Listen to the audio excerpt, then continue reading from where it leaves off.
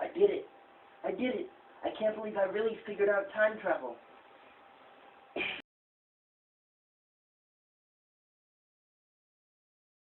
I'm finally back.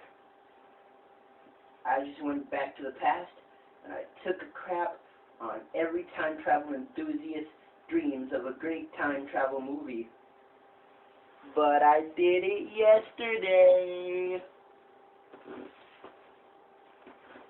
Hey YouTubers, Afrox here, and as you can probably guess, I will be doing a review today of the new movie, Project Almanac. Now, Project Almanac, Well, let's start from the beginning. Well, Project Almanac was originally supposed to be released in 2014 entitled Welcome to Yesterday, which I think is a much better title, in my opinion. But hey, Project Almanac, hey, it's okay.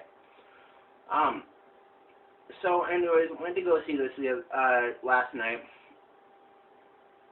and boy, it threw me for a loop. Well, let's get started. First of all, what I would say is the first part of the movie was pretty good. Second part of the movie made no freaking sense at all. So let's start with the first part of the movie. First part of the movie. David Raskin, going to MIT, mother can't pay for it, finds a videotape with him as a teenager at his 7th birthday. So he just randomly out of nowhere, well, not out of nowhere, he looks at the video and they find out that he's turning on a light switch in the basement. So he goes down, so they all go down to the basement and they find blueprints for a time machine made by DARPA, who was the people who invented the internet, or tried to.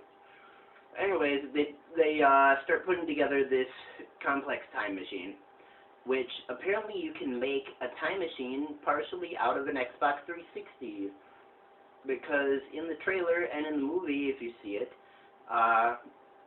is what they do. Also, I should say right now, if I haven't yet, that this review may have a lot of spoilers in it. So, if you haven't seen the movie yet and you want to see it, I would suggest stopping watching the video now.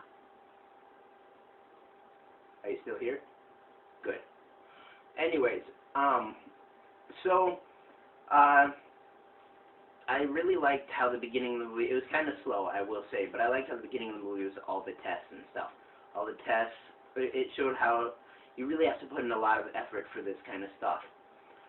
What I didn't like is how stupid all the teenagers were. So, they do the first experiment, which is, they start up the time machine, put a little red Corvette toy on the ground there, and they manage to send it back in time by 2 hours. So it's there, it's fused into the wall. Looks like somebody took a little soldering iron and put a little decoration of lace around this car. But they look at the footage, and of course, it is 2 hours earlier. They can see themselves setting up the experiment. So, anyways, oh yeah, I forgot to mention, of course, the love interest, Jessie, comes in and almost ruins the entire experiment. So, and she becomes part of the gang. So then what happens is, in the next scene, I can't believe this, in the next scene, this girl, Jessie, doesn't know anything about time travel, doesn't know anything about the stuff they've been working on, doesn't know about Jiggly Squat, David Raskin's dad, and all whatevers, and she says, let's test this on humans. We just saw a red Corvette get fused into a wall halfway, but I want to test this on humans, because I'm a ditzy little black hair? She's probably a natural blonde. Anyways, so after a few hemming and hawing and probably looking at her boobs a bit too much, the rest of the guys agree that we should test it on ourselves after we saw that car get halfway fused into a wall. So anyways, they go to test on themselves, and even when David says, just off the cuff, says in the car, guys, we may explode from the oxygen and nitrogen in our lungs, so do not hold your breath. And nobody backs out. Yeah, if I thought I might explode from time traveling, okay, maybe not me, but a regular person would back out. So, they go, do time travel. They break one of the biggest rules of time travel, which is never meet your past self. But the movie doesn't have the logic to bring the joke the entire way. So he meets his past self, but so what? As long as you don't influence your past self not to time travel in the first place, neither of you will cease to exist. And so, I mean, honestly, if my past self came to me right now and it was just like, and it was just like, hey, Uriah, we figured out time travel, and you're going to finally figure it out tomorrow. I'd just be like, oh, awesome. I get to time travel tomorrow. I would be so pumped for it, and I would not back out at all. At all. So, I mean, the movie doesn't even get that point. But that's way besides the main points of this review.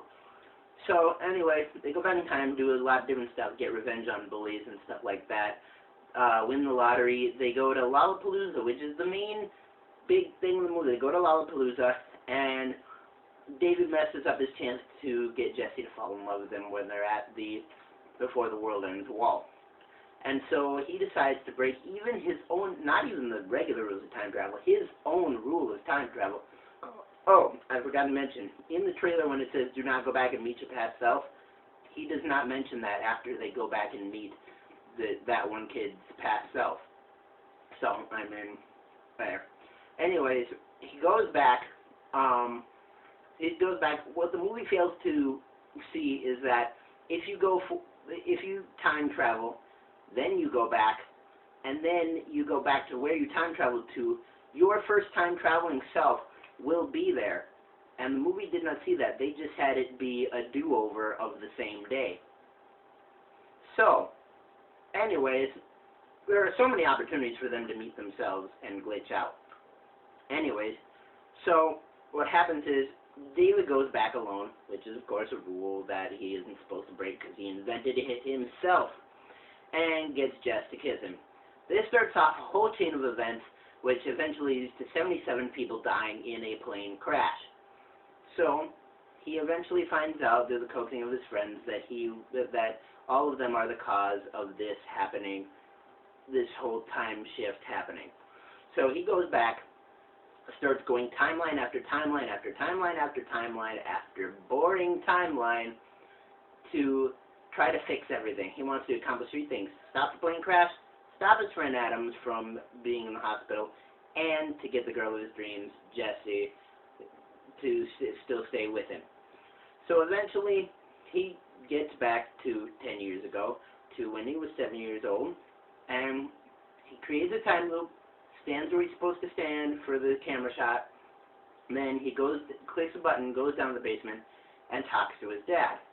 As teenager, his dad realizes he figured it out, and then what this kid does, without even thinking, is he destroys the time machine. He destroys the time machine.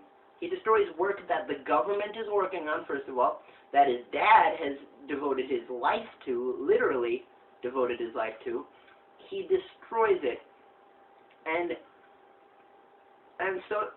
why didn't he think for a second, maybe if I destroy the thing that got me here, I may cease to exist. But no, he doesn't think of that. Okay, so he destroys it. We can accept that he destroys it. Starts fading out. We get that. And so we think that all these timelines and the original time loop have been destroyed. But no. He goes back He goes back, and there's their camera with all the found footage stuff on it, all the camera work, and it has all the stuff on there. If he erased those timelines, that camera footage should have never existed. They never turned on the camera in the first place. So the last scene of the movie is impossible. And by the end of the movie, you kind of just realize that most of the movie never even happened. Never even happened at all.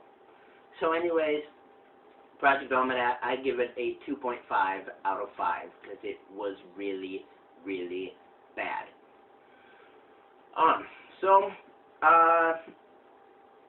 I mean, if you want to talk about this, talk about it in the comments below. Tell me what you thought of it, if you also thought it was crap, or if you didn't, because, I mean, I don't know. Who knows? You might have thought it was pretty good.